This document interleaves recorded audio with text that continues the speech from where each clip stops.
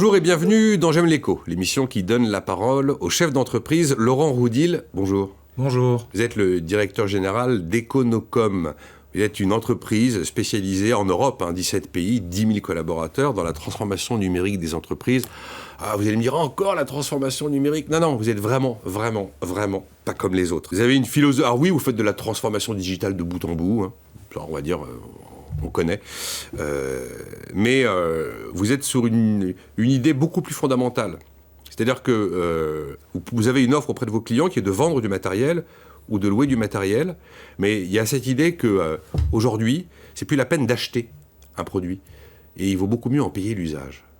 Et c'est un élément vraiment central qui va nous amener sur des terrains RSE, des terrains verts, des terrains transformation, transition écologique. Racontez-moi. Alors effectivement, c'est pas une société de services de transformation digitale comme les autres. Nous avons 3 métiers, la distribution de produits et d'équipements informatiques et télécoms. Nous avons la possibilité de proposer aux clients de louer ce matériel informatique et télécom. Et puis, nous sommes à même de pouvoir infogérer, maintenir ce matériel derrière, et dans des dimensions qui leur apportent... Infogérer, c'est la maintenance. Exactement, de l'ensemble de leur parc informatique et télécom qu'ils peuvent avoir dans les différentes activités côté métier. Et donc, on est dans un schéma aujourd'hui où cette possibilité répond à une évolution de la demande. On veut être plus agile, on veut avoir des possibilités de location par l'intermédiaire d'un refinancement des parcs informatiques ou télécoms. Sur lequel vous êtes présent. Des solutions de financement sont proposées par Econocom avec des partenaires bancaires. Et c'est ça, nous avons des partenariats avec des refinanceurs et nous travaillons avec eux depuis plusieurs décennies. Donc c'est une offre en fait qui existe depuis le tout début de notre activité. Dès 1973, nous étions dans un modèle de location et d'achat-revente du matériel informatique à l'époque. Donc c'est ce que veut le client aujourd'hui. Oui. Il veut des produits reconditionnés, des produits avec une durée de vie plus longue, tout ça dans un souci de politique RSE peut-être ou pas, de bilan carbone amélioré. Exactement, et donc aussi d'économie. In fine, on retrouve dans ces offres-là une capacité à leur proposer des économies sur le coût du parc informatique, mais aussi sur des équipements industriels, voire même de santé. On l'a eu fait dans les centres hospitaliers et qui répond à une partie de cette demande aujourd'hui qui est assez structurante et un peu dans l'air du temps. Donc vous êtes un chevalier contre ce qu'on appelle l'obsolescence programmée, c'est ça ? Exactement. Mais on reconditionne les produits pour obtenir quel résultat ? Quelle durée de vie supplémentaire ? En général, on a des garanties sur les équipements de l'ordre de 1 à 3 ans et on est aujourd'hui sur des capacités à faire vivre ces produits 6-7 ans. Et on va réaliser des économies substantielles, en fait. Exactement, avec des véritables usines de reconditionnement de notre matériel et des capacités à le revendre sur le marché de l'occasion. C'est pas vous qui reconditionnez, vous avez des sous-traitants ou vous êtes... Non, on a nos propres centres de services qui sont capables de reconditionner des centaines de milliers d'équipements par an. Et alors, avec cette offre atypique, quand même, que vous me décrivez, qui est séduisante, quelle est la promesse que vous faites à vos clients ?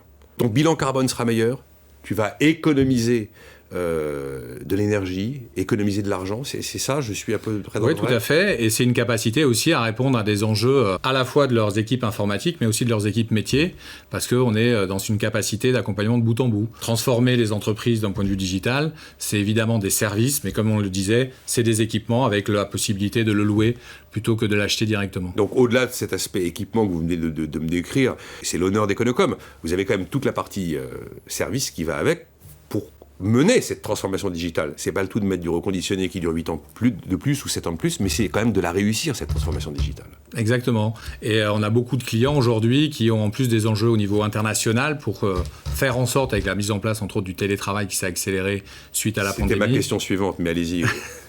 et qui aujourd'hui nous permet de leur proposer de prendre en compte l'ensemble de leur parc, de l'infogérer, d'être capable aussi de les accompagner pour mettre en place les outils de collaboration entre les différents salariés et en s'assurant qu'ils aient les mêmes conditions de travail chez eux en télétravail qu'au bureau, ce qu'ils avaient auparavant. Et vous êtes mûr aujourd'hui chez Econocom pour répondre aux attentes de vos clients par rapport au télétravail qui quand même malgré tout est un phénomène un peu neuf qui peut-être va s'installer dans la durée. Aujourd'hui, vous avez... qu'est-ce que ça a changé dans votre activité, cette histoire de télétravail ? Quelle est la dimension que ça prend ? Alors, ça prend une dimension très structurante. On l'a vu dès le premier confinement. Ouais, très structurante. On l'a vu dès le premier confinement l'année dernière. On s'est retrouvé avec 3 enjeux chez nos clients.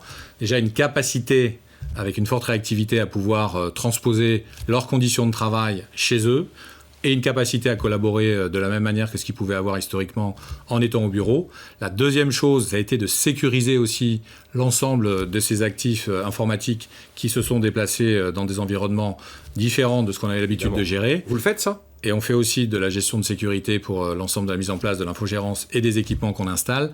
Et puis, on s'est retrouvé avec un troisième enjeu qui a été de pouvoir leur proposer des solutions où l'applicatif métier pouvait être aussi utilisé dans l'environnement personnel par rapport à des nouveaux assets qu'ils pouvaient demander à utiliser à partir de chez eux. C'est quand même des sacrés enjeux. Vous avez réussi à faire ça dans les délais impartis. On a eu beaucoup de remerciements de clients, effectivement, l'année dernière sur la réactivité que nous avons sur le coup, quand même. Hein. Et on était déjà dans ces schémas-là depuis quelques temps. Donc, c'était des offres qui existaient déjà chez Econocom. Il y a une particularité, encore une de plus, c'est votre implication dans l'éducation. Oui. Les écoles, les collèges, les lycées. Quand je vous ai découvert, je me suis dit, mais que font-ils ? C'est un bon exemple. Dans l'éducation, on a équipé un certain nombre de collèges et de lycées qui nous ont acheté, et pour d'autres qui louent en fait des tablettes et des PC. Reconditionnés également ? Voilà, qui sont reconditionnés et qui en plus sont personnalisés. C'est-à-dire qu'on amène par exemple les livres scolaires intégrés dans les livraisons de tablettes et de PC que l'on peut amener.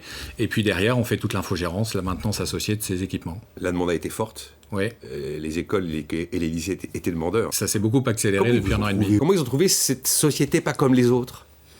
Alors, ils nous avaient trouvé il y a plusieurs années déjà, parce que c'était des partenariats qu'on avait pu monter avec eux, mais ça a été une situation très intéressante par rapport à notre savoir-faire pour répondre à leurs demandes. Laurent Roudil, bon, évidemment, dans vos engagements et les valeurs d'Econocom, vous citez la RSE auprès des collaborateurs, auprès des clients. Et, ça se traduit comment, la RSE, très concrètement, chez vous aujourd'hui ? Sur les 3 dernières années, par exemple, on a réduit notre empreinte carbone de 50%. Vous avez réduit votre empreinte carbone de moitié ? Donc nous, on gère des parcs informatiques, des data centers, on gère aussi des flottes de voitures pour les véhicules de fonction, par exemple. On a tout passé en électrique. Et donc, on s'est retrouvé avec ce plan qu'on a voulu s'appliquer à nous-mêmes tout d'abord, avant de proposer ce type de propositions et d'offres à des clients. C'est incroyable ce que vous me décrivez, la tranquillité avec laquelle vous me racontez des histoires qui sont quand même assez marquantes dans le monde dans lequel on vit aujourd'hui. Enfin, vous avez l'air très, très mûr par rapport à tous ces sujets et parfaitement opérationnel. Alors, on a pour habitude, dans J'aime l'écho, de demander à nos chefs d'entreprise de nous parler un peu des valeurs de leur entreprise. Bon, tout le monde veut améliorer, tout le monde est fidèle à son client, tout le monde veut améliorer la performance de ses clients. Et vous, parmi celles que vous citez, il y a la bonne foi. Je me suis dit, c'est un peu un prérequis, j'ai une entreprise qui travaille pour moi, je suis son client, il est de bonne foi. Il y a quoi derrière la bonne foi chez Econocom ? Alors, vous m'auriez dit on est de mauvaise foi, évidemment, là, ça aurait été un peu spécial. Très simple, cette approche et cette valeur qu'on a souhaité retenir, c'est qu'on est une entreprise très entrepreneuriale, dans l'ADN d'Econocom depuis le départ. Cette entreprise propose à ses différents salariés des projections à moyen long terme plutôt entrepreneurial, en étant en charge de PNL et d'activités à travers les différents pays en Europe. Et donc, on n'est pas obligé de s'écrire chez Econocom. On se fait confiance et on travaille en bonne foi. Donc, on n'est pas non plus dans un schéma qui peut tomber dans une logique plutôt juridique, parfois même dans des logiques internes dans certaines entreprises. C'est pas le cas dans l'état d'esprit de ce qu'on partage et la manière dont on travaille chez Econocom. C'était peut-être plus simple en 73 qu'aujourd'hui avec 10 000 collaborateurs, mais...